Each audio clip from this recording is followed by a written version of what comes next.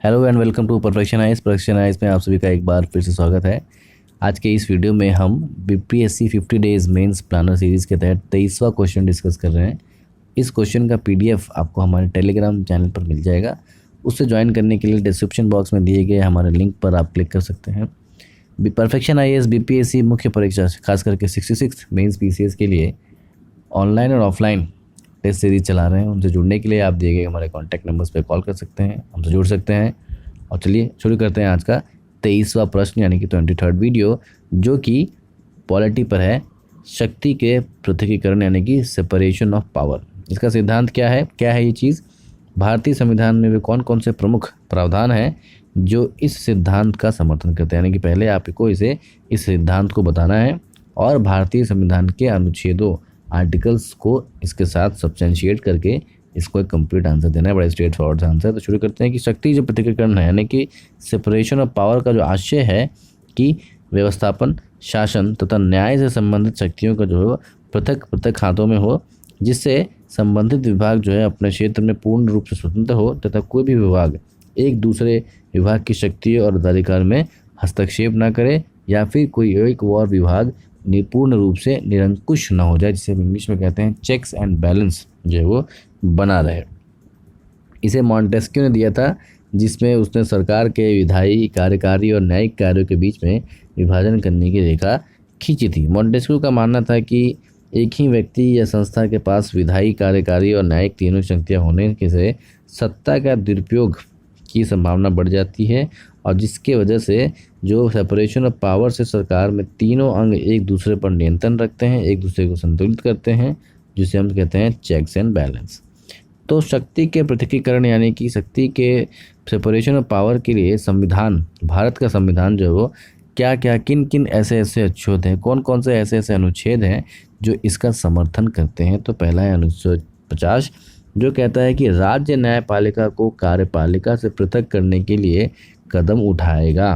तो राज्य का ये कर्तव्य होगा कि वो न्यायपालिका और कार्यपालिका को पृथक करे, यानी कि state will be the responsibility, यानी कि जो डीपीएस में जो चीज़ें ली गई हैं एक तरह से राज्य के नीति निर्देशक तत्वों में से लिया गया। अनुच्छेद 121 और 211 उच्चतम न्यायालय और उच्च न्यायालय के न्यायाधीशों के न्यायिक आचरण पर संसद और राज्य विधायिका में चर्चा नहीं की जा सकती, और इसीलिए जो है विधायिका जो है कहीं किसी भी तौर पर न्यायपालिका पर अपना जो है वो इन्फ्लुएंस, प्रभाव नहीं छोड़ सकती, क्योंकि वो दोनों इंडिपेंडेंट होंगे। और किसी भी लोकतंत्र में जब तक कि न्यायपालिका का जो है वो इंडिपेंडेंस ऑफ जुडिशरी सुनिश्चित नहीं होगी, न्यायिक स्वायत्ता नहीं रहेगी, वह लोकतंत्र जो है वो कभी सफल नहीं होगा।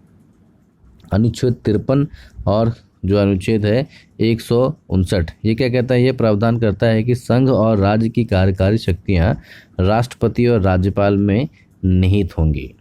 ठीक है, तो विशेष रूप से एक जो कार्यकारी शक्तियों को अलग कर देता है। अनुच्छेद 122 और 212 संसद और विधायकों में कार्यवाही की वैधता पर किसी भी न्यायालय में सवाल नहीं उठा सकता, यानी कि यहाँ जो है आप विधायिका को एक अलग से जो है शक्ति प्रदान करता है और नॉन इंटरफेरेंस जिसे कहते हैं। 361 राष्ट्रपति या राज्यपाल अपने पद की शक्तियों और कर्तव्यों का प्रयोग और निर्वहन के लिए किसी भी न्यायपालिका के प्रति जवाबदेह नहीं होंगे, यानी कि जो यहाँ कार्यपालिका को स्वतंत्रता प्रभावित की है, यानी कि हर तरीके से चाहे वो न्यायपालिका हो या कार्यपालिका हो या विधायिका हो, उनको स्वायत्ता, स्वतंत्रता भारत का संविधान देता है। और जब स्वायत्ता और स्वतंत्रता तीनों सरकार के तीनों अंगों को, कार्यपालिका, विधायिका और न्यायपालिका को मिलती है, तो इसका समझा आधार है शक्ति का पृथकीकरण यानी कि सेपरेशन ऑफ पावर और चेक्स एंड बैलेंस।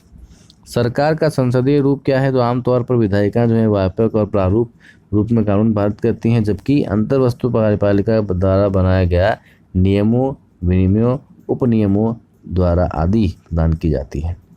स्वतंत्र नियामक भी इसमें बड़ी अहम भूमिका निभाते हैं। ठीक है, जिसमें अर्थव्यवस्था के विभिन्न क्षेत्रों के लिए स्थापित स्वतंत्र नियामक बनाते हैं, निष्पादन, न्याय निर्णय जैसे कर्तव्य, जैसे कि आरबीआई और सेबी। शक्ति पृथकीकरण सिद्धांत का समर्थन करने वाली न्यायिक घोषणाएं क्या है? वो न्यायिक घोषणाएं तो केशवानंद भारती जो केस था उसमें उच्चतम न्यायालय ने कहा था कि संसद की जो संशोधनकारी शक्तियां हैं वो संविधान के मूल ढांचे यानी कि बेसिक स्ट्रक्चर के अधीन है और इसीलिए उन बेसिक स्ट्रक्चर को आप नहीं बदल सकते। यानी कि एक तरह से आप देखेंगे कि जो सेपरेशन ऑफ पावर में जुडिशरी लोक न्यायपालिका ने विधायिका पर अपना एक हल्का सा वर्चस्व या आप कह सकते हैं कि अपनी शक्ति को बनाए रखने के लिए डिसेंट्रलाइज किया पावर को, और इसीलिए इसमें कहीं ना कहीं इस केस को जो बेसिक स्ट्रक्चर कहते हैं वो न्यायपालिका ने अपने ऊपर मुखर होकर अपनी बात को रखी और उसको आगे चलकर एक्सेप्ट किया। IR कोहलो बनाम तमिलनाडु राज्य और इंदिरा गांधी बनाम राजनारायण जैसे मामलों में उच्चतम न्यायालय ने माना कि संयुक्त राज्य अमेरिका के विपरीत भारत में शक्ति का प्रतिकरण सीमित है, पूर्ण रूप से तो नहीं है, लेकिन भारत में जो केंद्र है उसके पास शक्ति थोड़ी ज़्यादा है, क्योंकि भारत की जो राष्ट्रीयता, भारत की जो परिस्थितियाँ हैं, भारत की जो भौगोलिक क्षेत्रीय और भारत की जो नीतियाँ हैं उसमें अभी पूर्ण रूप से शक्ति का पृथकीकरण करना कहीं ना कहीं आप समझ सकते हैं कि वो भारत के भविष्य के लिए अच्छा नहीं होगा। इसलिए राज्य खास करके संघों में थोड़ी अधिक शक्ति है और राज्यों में उसकी तुलना में कम, ताकि भारतीय यूनियन, भारत राष्ट्र को कभी खतरा ना आ सके। नियंत्रण और संतुलन का साधन क्या क्या होता है? तो विधायिका का नियंत्रण न्यायपालिका पर कैसे होता है? तो अनुच्छेद 124(4) और 128 में विधायिका द्वारा क्रमशः उच्चतम न्यायालय और उनके न्यायाधीशों को हटाने की प्रावधान दिया गया है। कार्यपालिका पर कैसे हो सकता है? तो संविधान का अनुच्छेद 75(3) और अनुच्छेद 164(2) क्रमशः लोकसभा और विधानसभा के प्रति मंत्री परिषद के समूह को उत्तरदायित्व प्रदान करता है।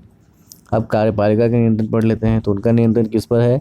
न्यायपालिका पर और विधायिका पर। तो न्यायपालिका पर क्या है? हालांकि जब न्यायपालिका स्वतंत्र है, लेकिन न्यायाधीशों की नियुक्ति जो है वो कार्यपालिका द्वारा ही इसके प्रोग्रेस बढ़ाई जाती है।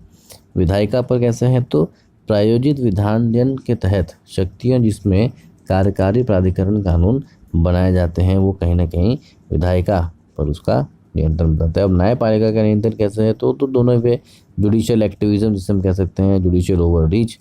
कार्यकाल पर कैसे है कि आर्टिकल 13 में न्यायिक समीक्षा का प्रावधान है, अर्थात न्यायालय की यह निर्धारित करने की कार्यकारी समीक्षा करने की शक्ति है कि कोई कार्यकाल जो है वो संविधान सम्मत है या नहीं, उसका उल्लंघन हो रहा है या नहीं। विधायिका पर कैसे है? तो केशवानंद भारती विवाद में उच्चतम न्यायालय ने कहा कि जो बेसिक स्ट्रक्चर संविधान के मूल ढांचा के खिलाफ आप कोई कानून ऐसा नहीं बना सकते, भले ही आपने उसे पूर्ण रूप से संसदीय प्रक्रिया से ही क्यों न बनाया हो। सरकार का एक आंगिक इकाई है, इसलिए इसे पूर्ण और कठोर विभक्त खंडों में नहीं बांटा जा सकता।